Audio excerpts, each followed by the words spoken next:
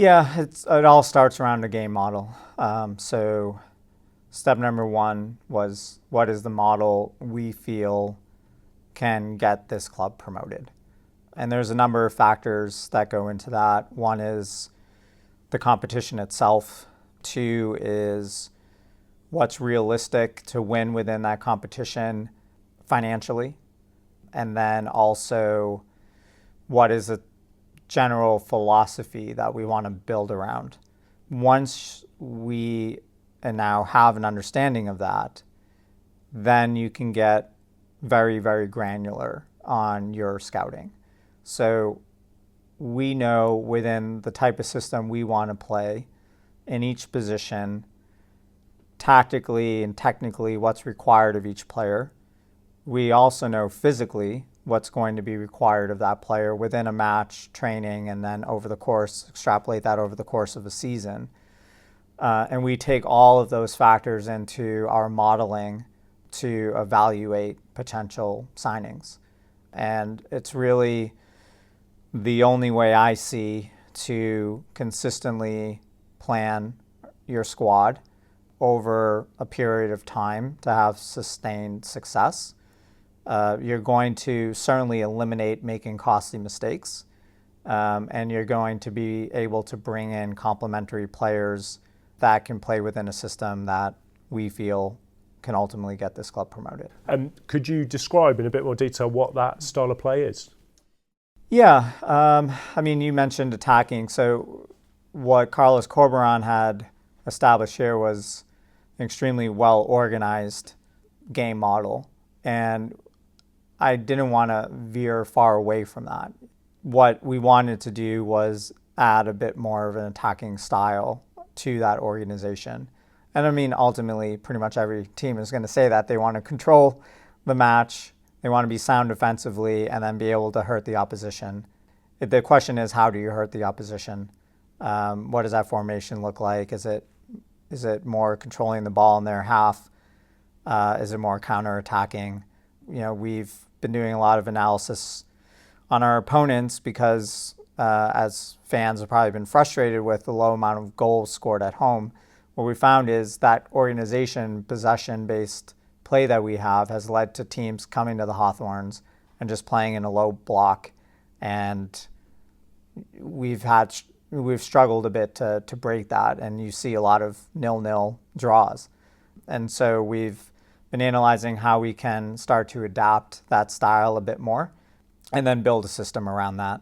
And the system's a bit fluid, so we've built the squad around kind of two key formations, and that formation kind of changes during a match. Sometimes we'll defend with 4 at the back, we're attacking with 3, and that then leads from a scouting perspective to take a look at the type of fullbacks, for example, or wingbacks that you want to bring in that can slide into the midfield as that kind of new number 6, and then everyone else pushes forward.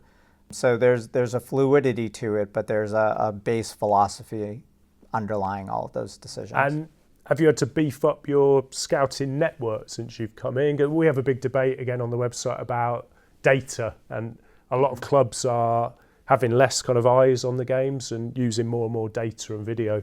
So is that something you're doing, and have you had to build out that department?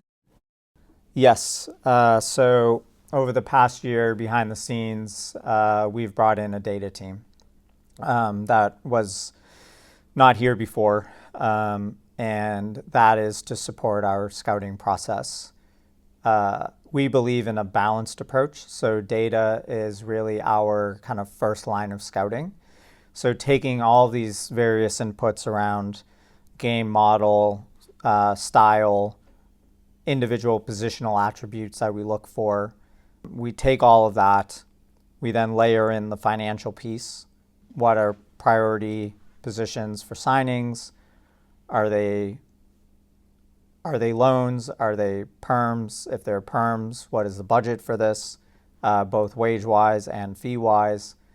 And then taking input in from coaching staff as well in terms of what they feel needs are to improve. And then from there, using the tools that we've begun implementing, we can basically scour an entire database of players globally, off of super granular metrics that we're looking for and start to identify players that we feel could be the right fit. So it's a super efficient way of doing it. Of course, that means that your modeling has to be well developed, and we feel like it is. This is a database built over several years, taking into account pretty much every scouting tool most clubs use, plus others, and then starting to filter in all of our physical data and medical data, those types of things. And then being able to rank players, essentially to look at them and say, how do these potential signings rank amongst themselves? How do they stack up against what we already have? How do they stack up against others in the league, whether it's an average player, best player? And a lot of that model also tries to take into account variations that help us feel like we're comparing apples to apples. And what I mean by that is a player's performance in one league versus what that player's performance in this league could be. So that really is our first line of scouting.